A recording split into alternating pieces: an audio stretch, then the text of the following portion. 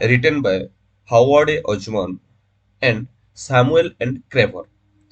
ये जो बुक है ये बहुत ही एक पॉपुलर बुक है।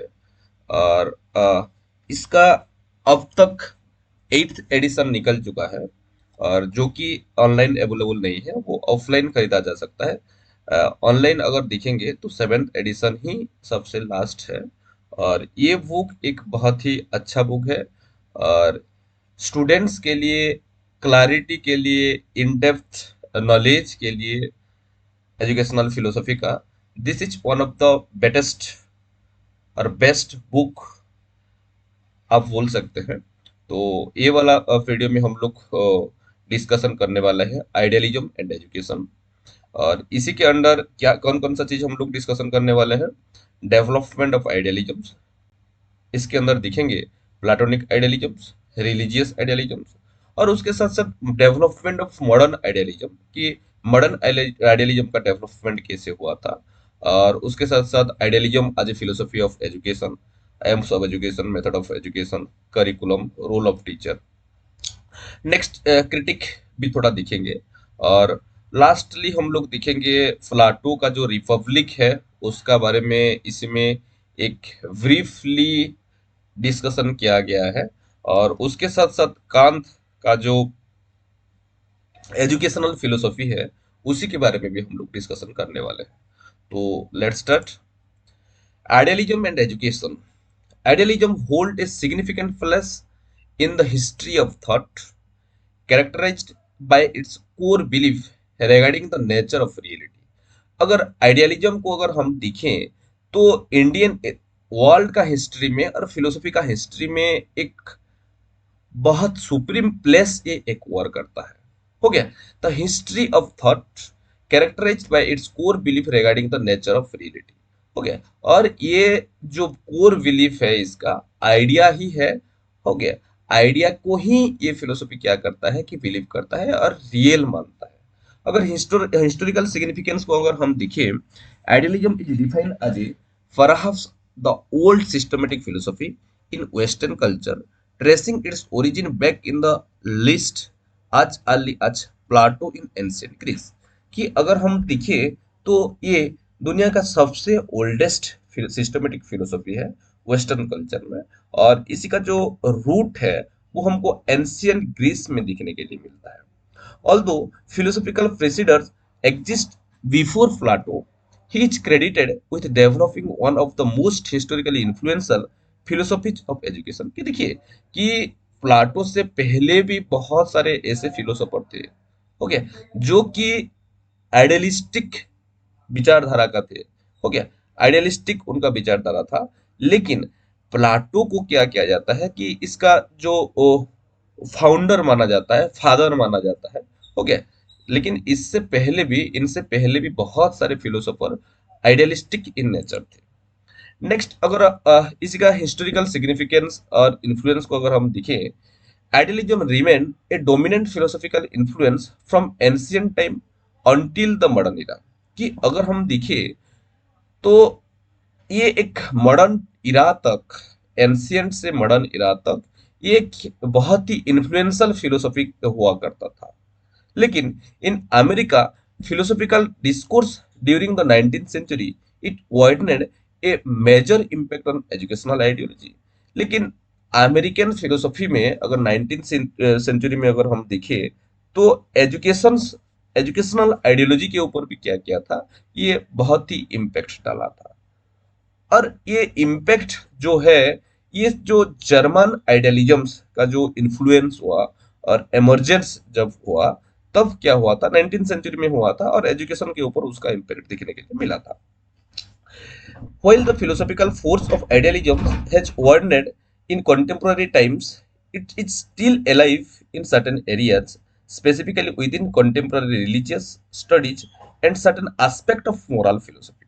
कि देखिए कि अगर आज का डेट में अगर कंटेम्प्रेरी टाइम में दिखेंगे तो आइडियलिज्म्स का जो रिलीवेंस है वो धीरे धीरे कम होता जा रहा है। लेकिन कुछ एरिया ऐसे है जहां की इसी का रिलीवेंस आज भी टॉप प्रायोरिटी में है। जैसे कि अगर हम लोग रिलीजियस स्टडी का बात करें, हो गया। मोरल फिलोसफी का बात करें, हो गया, ये सेक्शन में, ये एरिया में, ये फील्ड में आइडियलिज्म्स, आइडियलिस्टिक फिलोसफी का जो इम्पोर्टेंस है, सिग्निफिकेंस है, वो आज भी बहुत ज्यादा है। The source suggest that idealisms might serve as a useful counterpoint today for comparing and evaluating the pervasive naturalistic culture। अगर हम देखें कि आइडियलिज्म जो है, ये माइट क्या कर सकता है कि एक यूजफुल काउंटर पॉइंट हो सकता है आज का डेट में, हो गया, ये मेटेरियलिस्टिक कल्चर का अगेंस्ट में। नेक्स्ट, अगर इसी का कोर बिलीफ और जो कोर बिलीफ है इसको दिखे तो क्या है, रियलिटी आज आइडिया। और आप सभी को थोड़ा बहुत पता ही है कि रियलिटी आइडियलिज्म के हिसाब से क्या है कि आइडिया ही है। आइडिया को छोड़कर और कोई भी चीज दुनिया में रियल नहीं है। The fundamental principle of idealism is the conviction that ideas are the only true reality. हो गया, जो फंडामेंटल प्रिंसिपल है आइडियलिज्म का वो क्या है कि आइडिया ही है ट्रू रियलिटी, इसी को छोड़कर और कोई भी ट्रू रियलिटी नहीं है। लेकिन अगर हम देखिए आइडिया वर्सेस मैटर को, बहुत सारे लोग ऐसे बोलते हैं कि और भी कुछ फिलोसफी, कंटेम्पोररी फिलोसफी आया है, जैसे कि रियलिज्म हो गया, ये मैटर के ऊपर इन्फ्लुएंस करता है और ये दोनों में एक टसलिंग होता है। लेकिन आइडियलिस्टिक फिलोसोफर जो है वो लोग काउंटर करते हैं कैसे। Idealist generally hold that the material world is characterised by change, instability and uncertainty. In sharp contrast, they believe that some ideas are enduring। हो गया कि अगर हम दिखे ये मटेरियल्स वर्ल्ड में जो चीजें हैं, जो मैटर है, वो क्या होता रहता है, चेंज होता रहता है, इनस्टेबल रहता है और अनसर्टन रहता है। लेकिन in comparison to this material world, this matter, idea को अगर आप देखें तो ये क्या रहता है कि ये एंड्यूरिंग रहता है, ये स्टेबल रहता है, ये चेंज नहीं होता है और इसी का कुछ सारंटी रहता है। टर्मिनोलॉजी का बात करें, because of this central emphasis on thought and concept, the text note that idealisms might be a more correct descriptive terms. हो गया, ये जो फिलोसफी आइडिया के ऊपर एम्फासाइज करता है, इसीलिए ही इसका जो नाम है वो आइडियलिज्म रखा गया है और ये है इसका रेशनल को शो करता है। नेक्स्ट, अगर हम देखें, हम पहले से ही बोल चुके हैं हिस्टोरिकल डेवलपमेंट ऑफ आइडियलिज्म में प्लेटोनिक आइडियलिज्म और जो हमारा रिलीजियस आइडियलिज्म है उसका बारे में डिस्कशन करने वाले हैं, क्योंकि ये जो बुक है, पर्टिकुलर बुक है, उसी में ऐसे ही एक्चैक्ट मैं जो भी बोल रहा हूँ एक्जैक्टली सेम टू सेम चीजें लिखा गया है। आप इसको बुक को डाउनलोड करके पढ़ सकते हैं। The lineage of idealism begin with Socrates, a leading thinker of ancient Greece. Socrates used a rhetorical approach, acting as a gadfly who challenged the materialistic concern and the unexamined way of life. His contemporaries, especially the sophists, to fraud people into thinking। आप सभी को पता ही है कि अगर हम लोग philosophy का बात करें, फिलोसफी का हिस्ट्री को अगर हम दिखें तो हमारे सामने तीन मेन नाम आते हैं।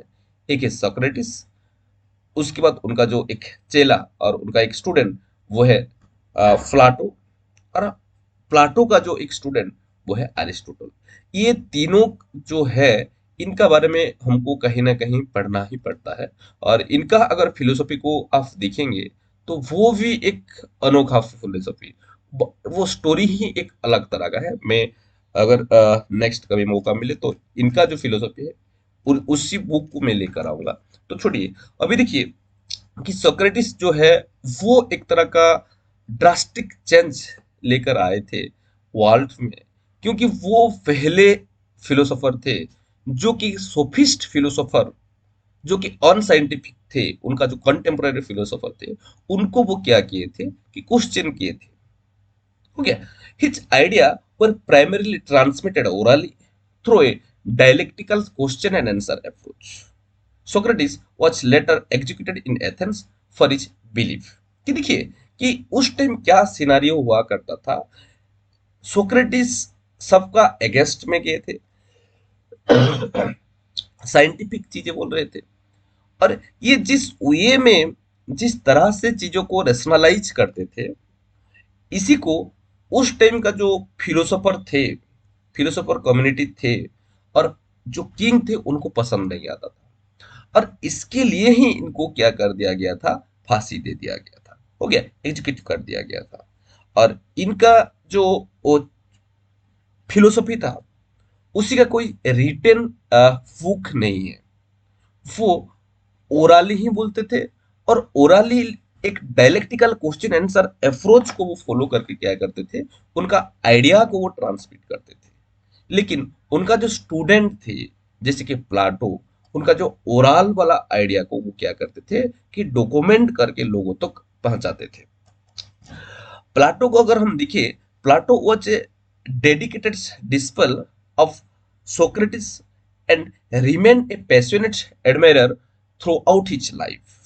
Plato is renowned for writing down Socrates' idea, often featuring Socrates as a protagonistic in the series of dialogue.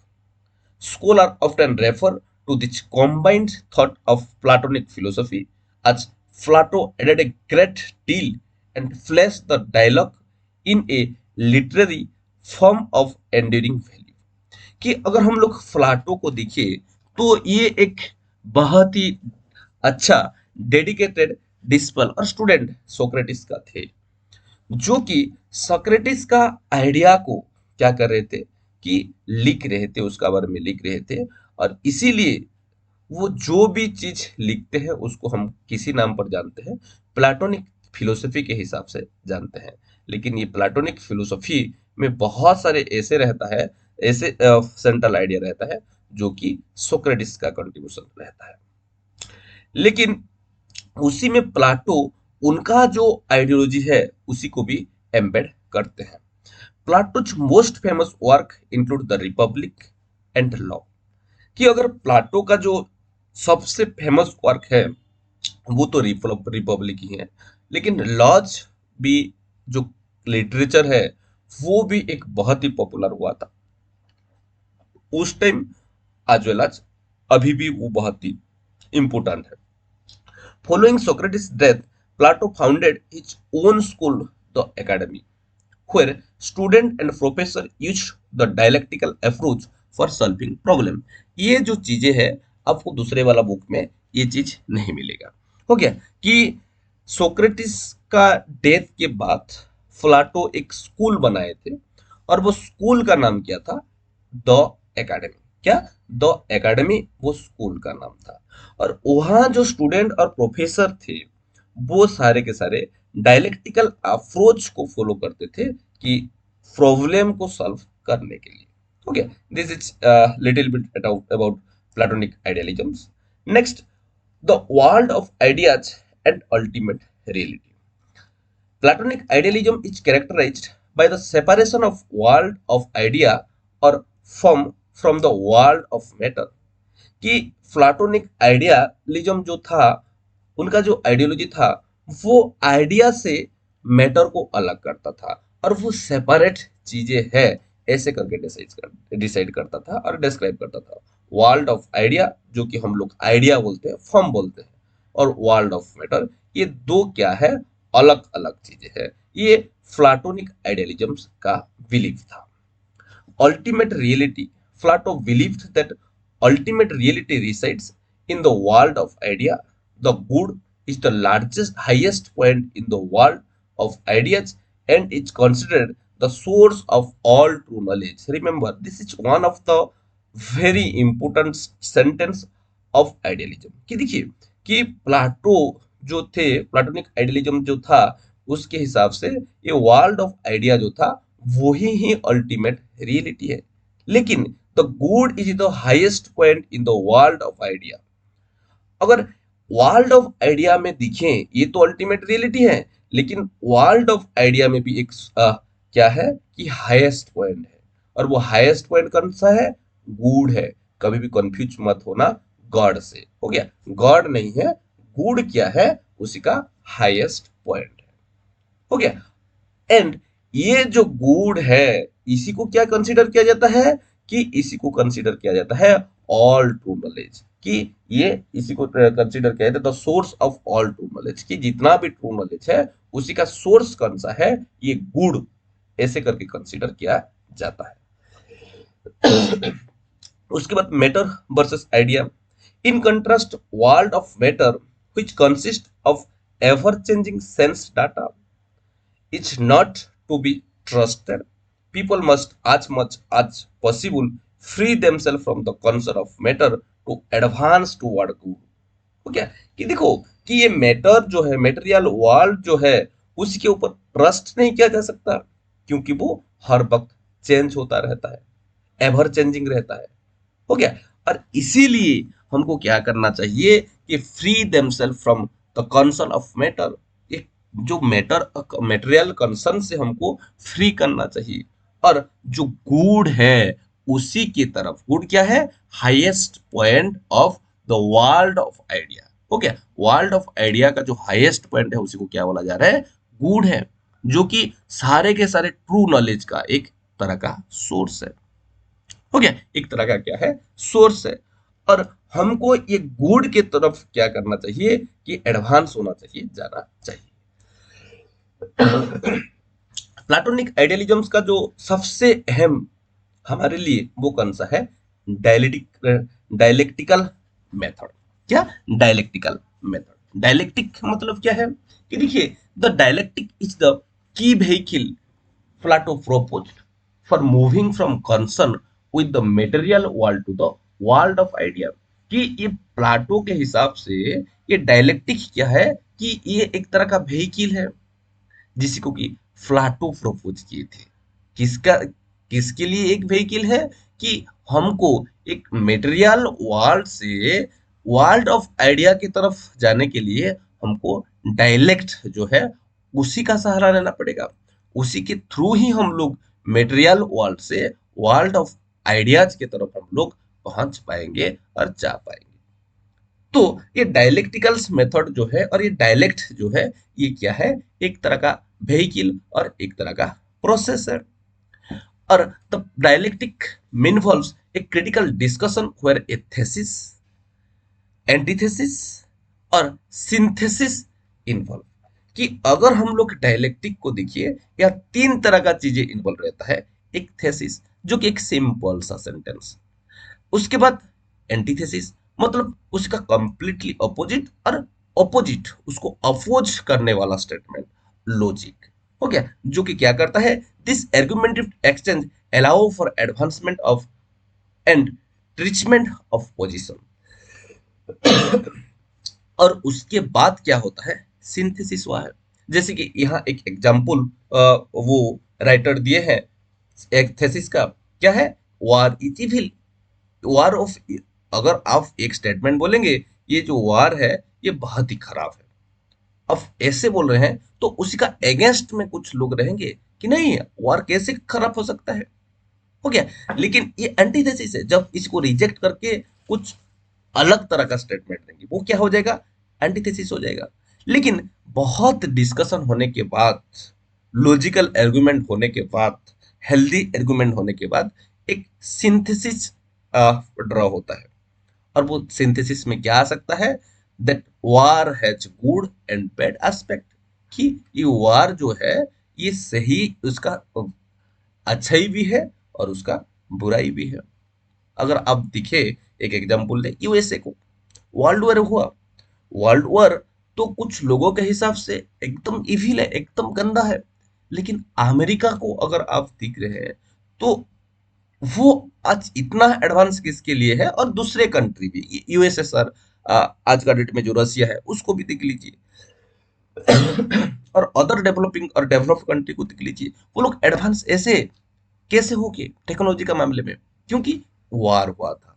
हो गया, तो इसीलिए बहुत सारे ऐसे भी फिलोसोफर होते हैं कि वार ऐसा एक चीज है जो कि डेवलपमेंट का जो पेस है उसको एक्सेलरेट करता है।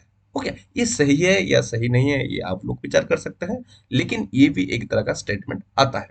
तो डायलेक्टिक क्या है? ये एक प्रोसेस है जहां तीन तरह का चीजें दिखता है, और वो क्या है?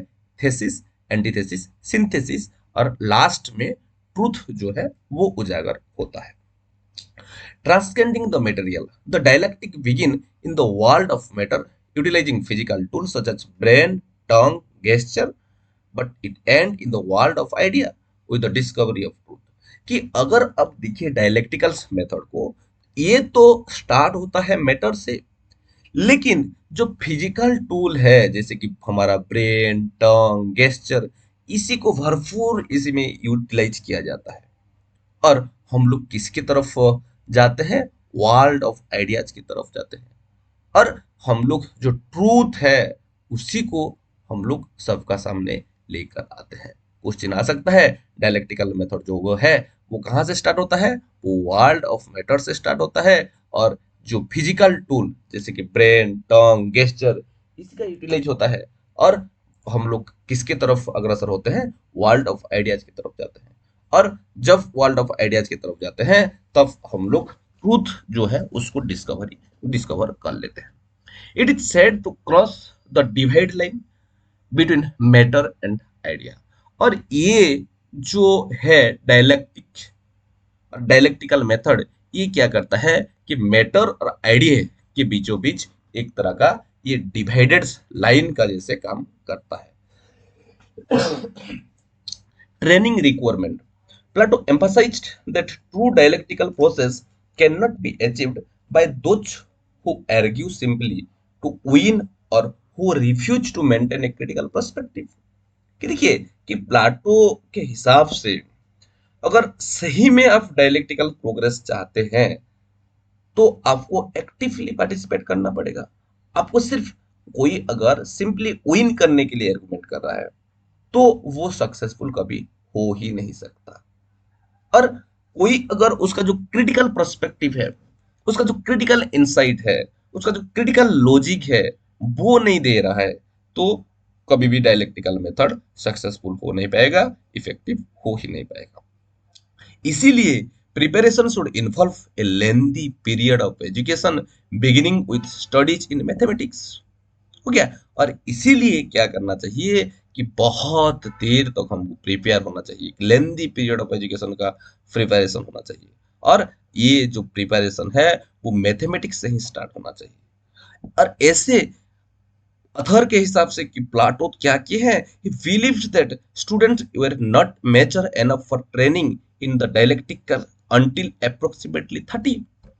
प्लाटो के हिसाब से अगर आप देखिए तो ये बच्चे डायलेक्टिकल मेथड में पार्टिसिपेट नहीं कर सकते विदाउट एनी ट्रेनिंग।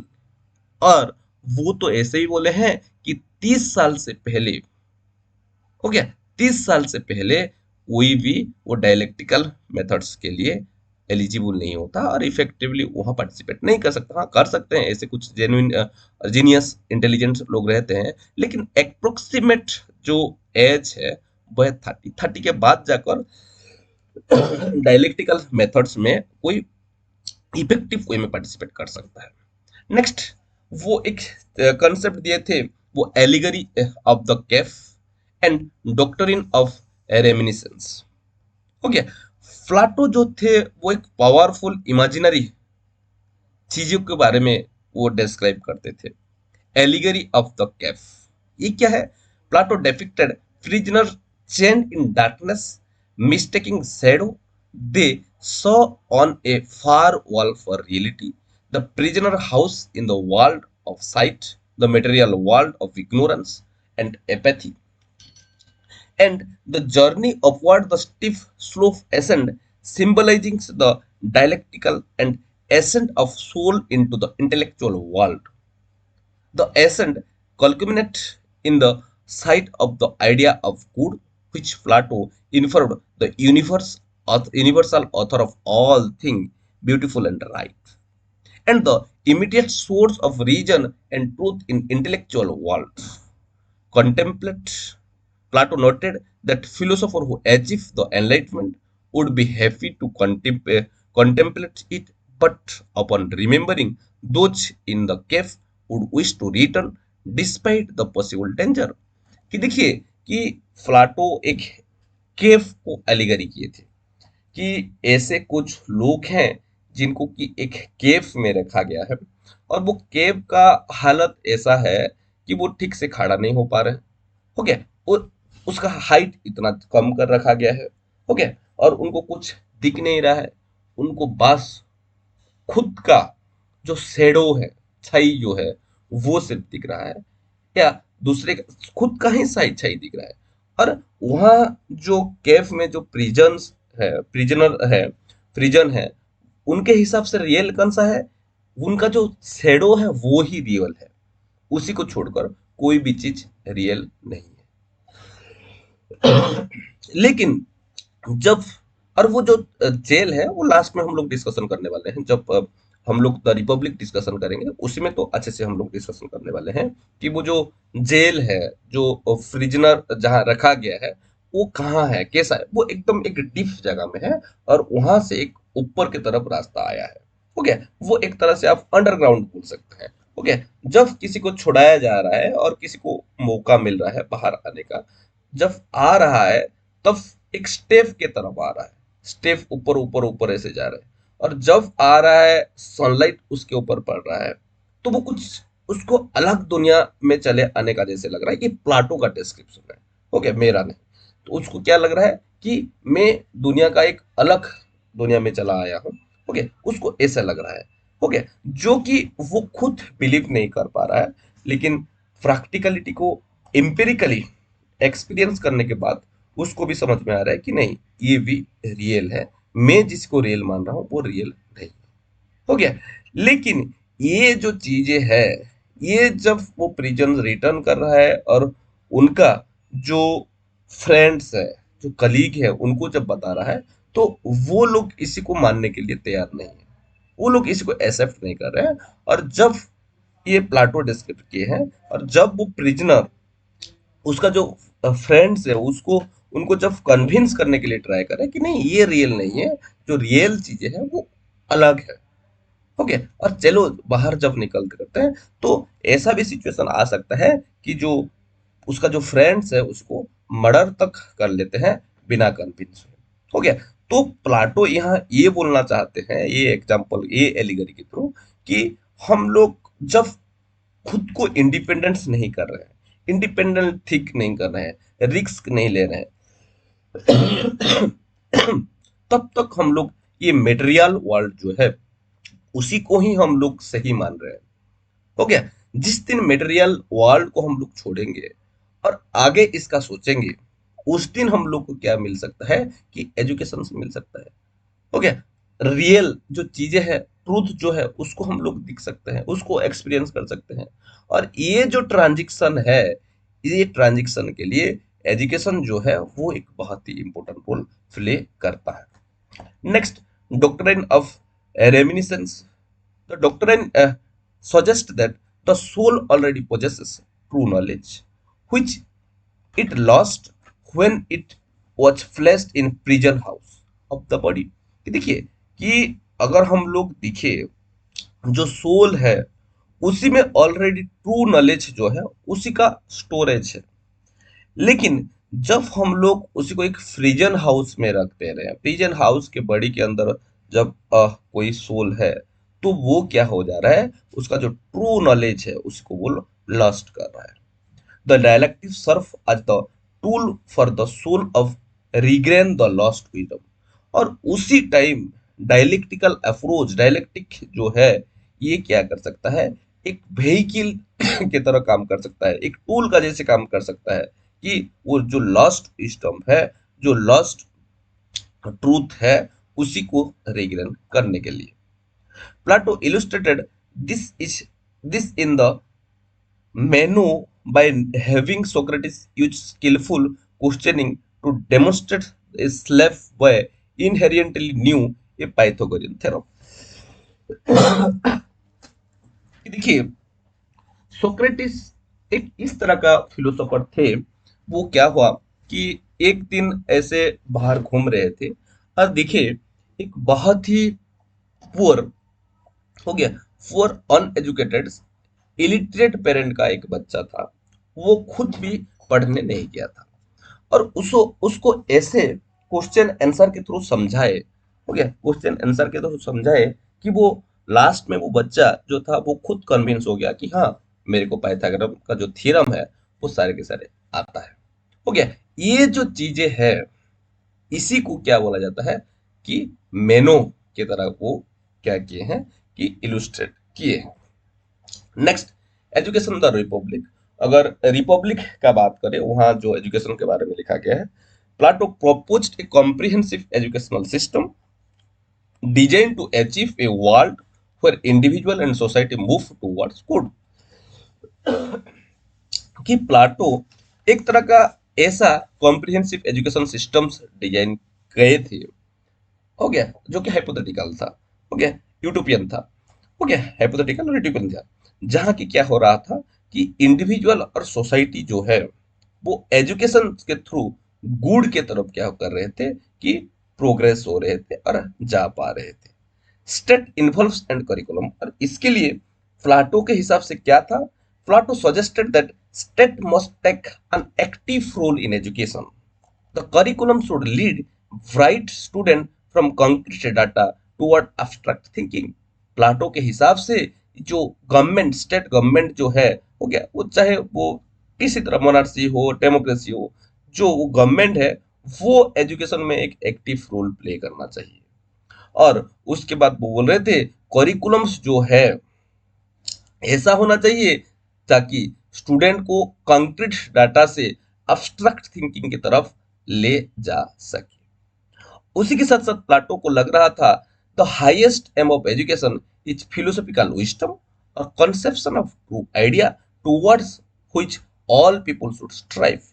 कि फिलोसॉफिकल विजडम और कंसेप्शन ऑफ ट्रू आइडिया जो है, ये प्लाटो के हिसाब से क्या है कि एजुकेशन का मेन एम और फंडामेंटल एम होना चाहिए। सोशल क्लास का बात करें, Plato's idea utopian society separated people into three classes, worker, military personal and ruler. और सोशल क्लास का बात करें तो सोसाइटी का जो लोग है, इनको प्लाटो तीन कैटेगरीज में कैटेगराइज किए थे, वर्कर, मिलिट्री पर्सनल और रूलर, ऐसे तीन कैटेगरीज में कैटेगराइज किए थे। Equality and elitism. Plato maintained that girls and boys should be given an equal opportunity to develop themselves to the fullest।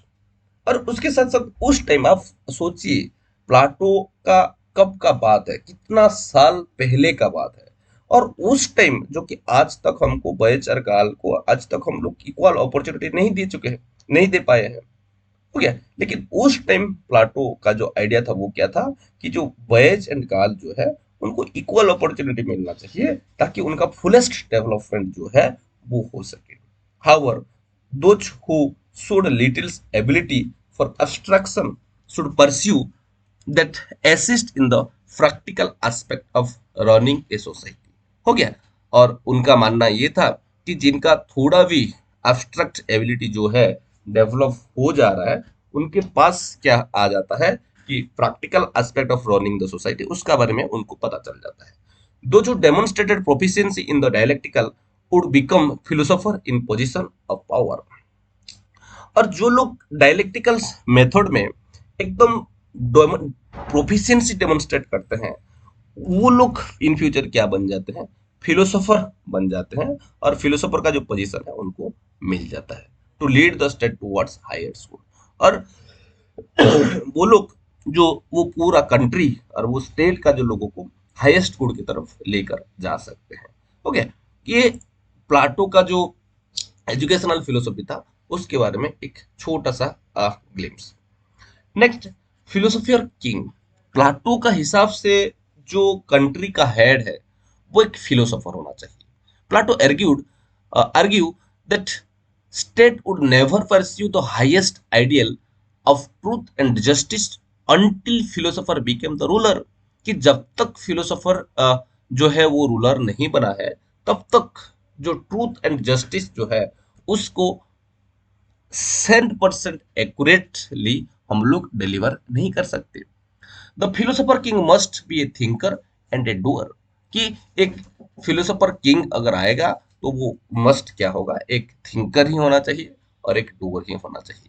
This ruler would govern out of a sense of duty and obligation because they are the most fit to rule, having no interest in materialism और even the ruling. क्योंकि जब एक philosopher ruler बनेगा तो वो उसका जो duty है, सेंस ऑफ ड्यूटी है, ऑब्लिगेशन जो है, हो गया, उसका वो प्रायोरिटी ज्यादा रहेगा, उसका इंपोर्टेंस ज्यादा रहेगा. क्योंकि they are most fit to rule, क्योंकि they does not have interest in materialism और इवन क्योंकि फिलोसोफर का मेटेरियलिस्टिक, मेटेरियल वर्ल्ड के ऊपर कोई उनका लेना देना नहीं है और कोई इंटरेस्ट नहीं है, ना कि उनको रूल करने में कोई इंटरेस्ट है. प्लाटो को लगता था that evil stream more from ignorance that from anything else. हो गया, जब हम लोग इग्नोर करते हैं वहां से ही इविल स्टार्ट होता है. हो गया, वहां से ही इविल स्टार्ट होता है.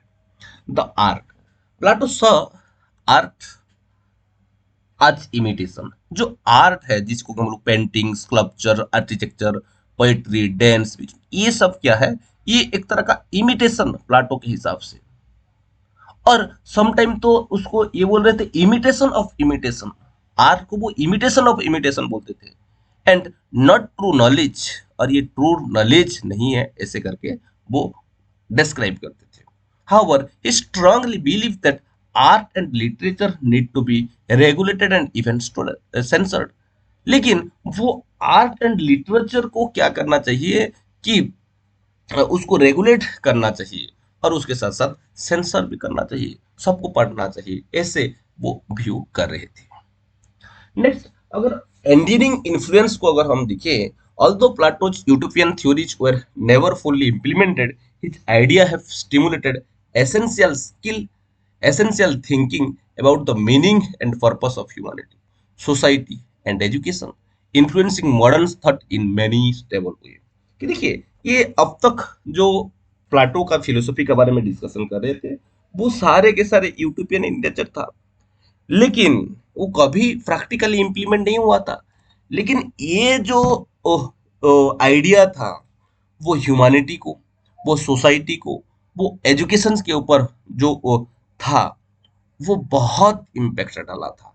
और इसके लिए ऐसे बहुत सारे मॉडर्न जो फिलोसोफर थे उनका आइडिया को भी इसी के ऊपर बेस करके डेवलप किए थे. His influence is so profound that philosopher Alfred Whitehead suggested that modern philosophy is but a series of footnote notes of Plato. कि ये जो व्हाइटहेड है वो इतना इन्फ्लुएंस हुए थे, उनके हिसाब से क्या था कि ये जो मॉडर्न फिलोसफी जो जिसको हम लोग बोल रहे हैं वो और कुछ नहीं, प्लाटो का जो फुट नोट्स है वो है और उसका एक सीरीज है. Next, religious idealism. हो गया, अब तक प्लाटोनिक आइडियलिज्म जो ये बुक में इतना ही उसका बारे में डिस्कशन किया गया है. Next, religious idealism. Religious idealism का बात करें, idealism significantly influence the development of religious thought. Development of religious thought particularly in the tradition of Judaism, Christianity, where the core philosophical tenet found compatible expression.